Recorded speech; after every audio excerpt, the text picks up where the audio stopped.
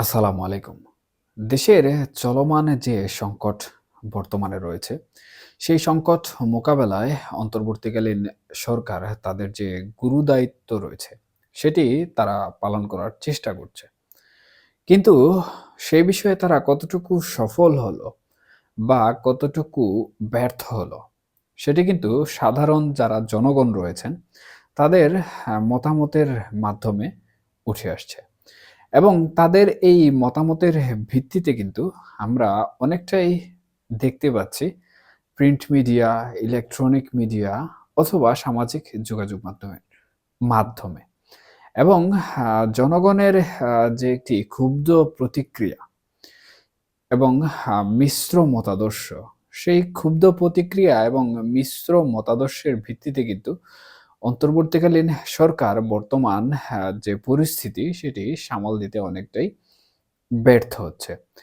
সেটা একদম আমাদের দেশের নিরাপত্তা বলয় থেকে শুরু করে দেশের অর্থনীতি যে খাত রয়েছে, সেই খাত পর্যন্ত কিন্তু বিস্তৃত। তবে এই যে ব্যর্থতা বা অন্তর্বর্তীকালীন সরকারের এই অস্থিতিশীল পরিস্থিতিকে স্থিতিশীল করার প্রক্রিয়ায় অসম্পূর্ণ থেকে যাওয়া, এটা কিন্তু অনেক ক্ষেত্রে আওয়ামী লীগকে লাভবান করছে। এখন আওয়ামী লীগকে কিভাবে লাভবান করছে, এ বিষয়ে কথা আমি একটু পরে বলছি। তার পূর্বে যে বিষয়টি নিয়ে আলোচনা করা অত্যন্ত গুরুত্বপূর্ণ মনে করছি, সেটি হচ্ছে সম্প্রতি আমি যে সকল বিএনপির নেতাকর্মীদের টক শো শুনেছি বা দেখেছি, তার মধ্যে অন্যতম একজন হচ্ছেন ব্যারিস্টার রুমিন ফারহানা। এবং উনি উনার রাজনৈতিক যে দল জাতীয়তাবাদী দল বিএনপি, তাদের নিয়ে একটি মন্তব্য করেছেন। এবং সেই মন্তব্যে উনি তৃণমূল বিএনপি নেতাকর্মীদের অনেক বাজেভাবে কিন্তু দোষারোপ করেছেন। এবং দোষারোপ করার পেছনে যে কারণটি রয়েছে সেটি হচ্ছে তৃণমূল বিএনপির নেতাকর্মীকে সামলানো দায় হয়ে পড়েছে এবং তারা জড়িয়ে পড়ছেন বিভিন্ন অনৈতিক কর্মকাণ্ডে। আমি উনার বক্তব্যের বিস্তারিত বিশ্লেষণ এখানে কিন্তু করছি না। তবে উনার বক্তব্যের সাথে আমার যে একটি চিন্তা চেতনা বা আমার বিশ্লেষণ, সেটি আমি আলোচনা করার চেষ্টা করছি। দেখুন, অন্তর্বর্তীকালীন সরকার যেমন অস্থির বাংলাদেশকে স্থির অবস্থায় আনতে অনেকটা হিমশিম খাচ্ছে, ঠিক তেমনি আমাদের দেশের যে সকল রাজনৈতিক দলসমূহ রয়েছেন, তারা কিন্তু তাদের প্রভাব প্রতিপত্তি বা আধিপত্য বিস্তার করা নিয়ে ব্যাপক দৌড়ঝাঁপ শুরু করেছেন। এবং তারই প্রভাবে আমরা দেখেছি বা শুনেছি অথবা প্রতিনিয়ত বাংলাদেশে এখন আলোচিত যে বিষয়গুলো, সেটি হচ্ছে চাঁদাবাজি, লুটপাট, ডাকাতি, চুরি, ছিনতাই অথবা নিরাপত্তাহীনতা। এই যে বিষয়গুলো নিয়ে আমি কথা বললাম, এই বিষয়গুলো এখন আমাদের নিত্যদিনের সঙ্গী হয়ে দাঁড়িয়েছে। এবং আমরা গণমাধ্যম থেকে শুরু করে টেলিভিশনের সামনে বসলেও কিন্তু এই বিষয়গুলো সবার পূর্বে আমাদের দৃষ্টি আকর্ষণ করে। কখনো ব্রেকিং নিউজ আকারে, কখনো বা কোনো সংবাদের মধ্যে ফুটেজ আকারে।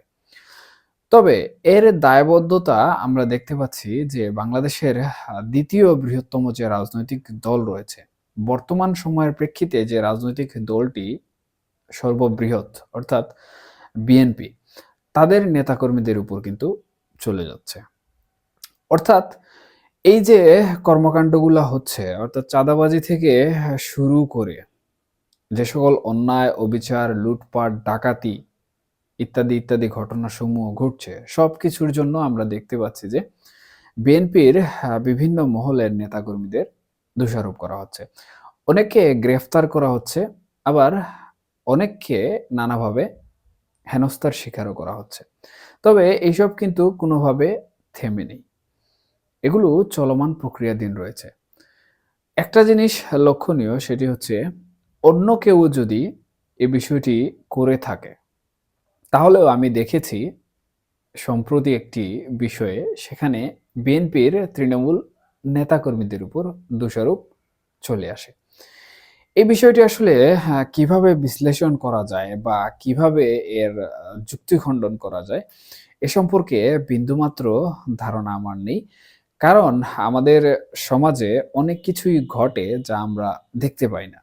আবার অনেক কিছুই আমরা দেখি যেটা প্রকৃতপক্ষে ঘটে না। তবে বর্তমান সমাজে যে বিষয়গুলো ঘটছে সেটি আমাদের দেশের চলমান প্রেক্ষাপটের সাথে অনেকটাই সাংঘর্ষিক।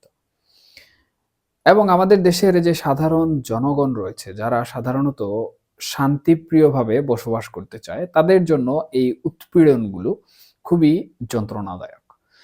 একে তারা যেমন নিরাপত্তাহীনতায় ভুগছে, তার উপর যখন ফুটপাতের কোনো ক্ষুদ্র ব্যবসায়ী চাঁদাবাজির শিকার হচ্ছে, অথবা যে সমস্ত প্রক্রিয়ায় ডাকাতি, চুরি, ছিনতাই বৃদ্ধি পাচ্ছে, এগুলো কিন্তু আমাদের দেশের মানুষের জন্য রীতিমতো অনেকটাই উদ্বেগের বিষয়। আর জনগণ যে অবস্থায় বর্তমানে রয়েছে, তাতে তারা কিন্তু এইসব বিষয় নিয়ে বেশ চিন্তিত। এমনকি আমি গণমাধ্যম বা সামাজিক যোগাযোগ মাধ্যমে দেখেছি যে কেউ এখন ৳১০,০০০ হাতে নিয়ে চলাফেরা করতেও রীতিমতো ভয় পায়। এর পেছনে আসলে কি কারণ থাকতে পারে সেই বিষয় নিয়ে আলোচনা আমার অন্য ভিডিওতে করা রয়েছে। তবে এখানে অল্প করে আমি বলে রাখছি, আমাদের দেশের যে নিরাপত্তা ব্যবস্থা রয়েছে, সেই নিরাপত্তা ব্যবস্থাকে কিন্তু অনেকে বিভিন্নভাবে দোষারোপ করছে। তবে এই যে ঘটনাসমূহ, এই ঘটনাসমূহ ঘটার প্রেক্ষিতে কিন্তু আওয়ামী লীগের একদিক থেকে লাভ হচ্ছে এবং সেই লাভের পাল্লা আওয়ামী লীগ ভারী করে কিন্তু তাদের যে জনপ্রিয়তা ছিল বা তাদের যে জনপ্রিয়তা হারিয়ে গেছে, সেই জনপ্রিয়তাকে কিন্তু তারা ফিরে পাচ্ছে।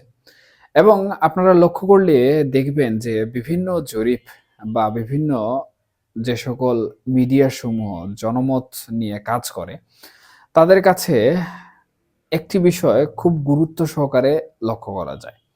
সেটি হচ্ছে তারা বর্তমানে যে প্রেক্ষিতে বসবাস করছেন বা যে অবস্থায় চলাফেরা করছেন, তারা সেটি আশা করেননি। সুতরাং তাদের লক্ষ্য, আশা, উদ্দেশ্য কিন্তু অন্যরকম ছিল। যেটা বিগত ১৫ বছর থেকে অনেকটাই ভালো হওয়ার কথা ছিল। কিন্তু দেশের বর্তমান যে পরিস্থিতি, সেই পরিস্থিতির কারণে এবং অন্তর্বর্তীকালীন সরকার যেভাবে দেশকে স্থিতিশীল করতে নাজেহাল অবস্থায় চলে যাচ্ছে, তাতে জনগণ যেটি আশা করেছিল, সেটির কাঙ্ক্ষিত ফলাফল পায়নি। যার প্রভাবে কিন্তু আওয়ামী লীগের পক্ষে অনেক সাধারণ মানুষ যারা দল মত নিরপেক্ষভাবে বাংলাদেশে বসবাস করেন এবং বিগত দিনে যে বৈষম্য বিরোধী ছাত্র আন্দোলন হয়েছে, সেই ছাত্র আন্দোলনেও কিন্তু তারা অংশগ্রহণ করেছেন। তারাও কিন্তু এখন আওয়ামী লীগকেই ভোট দিচ্ছেন এবং বলছেন যে এই সকল বিষয়বস্তু আওয়ামী লীগের আমলে তারা এতটা ঘটতে দেখেননি। অর্থাৎ তারা সর্বোপরি এখানে আওয়ামী লীগকে সমর্থন দিচ্ছেন।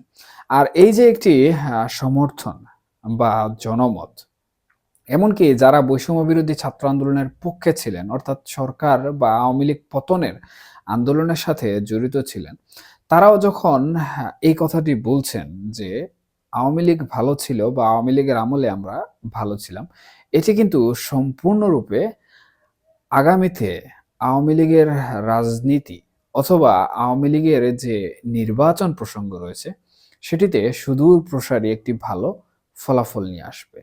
এবং আমি যেমনটি বলেছিলাম যে এই সকল প্রেক্ষাপটের কারণে কিন্তু আওয়ামী লীগ লাভবান হচ্ছে। আর এই লাভের যে অংশটুকু রয়েছে সেটি কিন্তু আওয়ামী লীগ খুব ভালোভাবে প্রতিফলন ঘটাতে সক্ষম হবে যদি তারা তাদের রাজনৈতিক কর্মকাণ্ডের মধ্যে কিছু পরিবর্তন নিয়ে আসে এবং তাদের রাজনৈতিক যে মতাদর্শ রয়েছে সেটি নিয়ে যদি পুরোদমে জনগণের জনমত রক্ষা করতে সক্ষম হয়, তাহলে তারা দেশের যে ক্ষমতা রয়েছে, সেই ক্ষমতায় নির্বাচনের মাধ্যমে জনমত সংগ্রহ করে বিপুল ভোটে বা যে সমস্ত আসন পাওয়া প্রয়োজন, সেই আসনসমূহ নিয়ে সরকার গঠন করতে অথবা ক্ষমতায় ফিরতে সক্ষম হবে।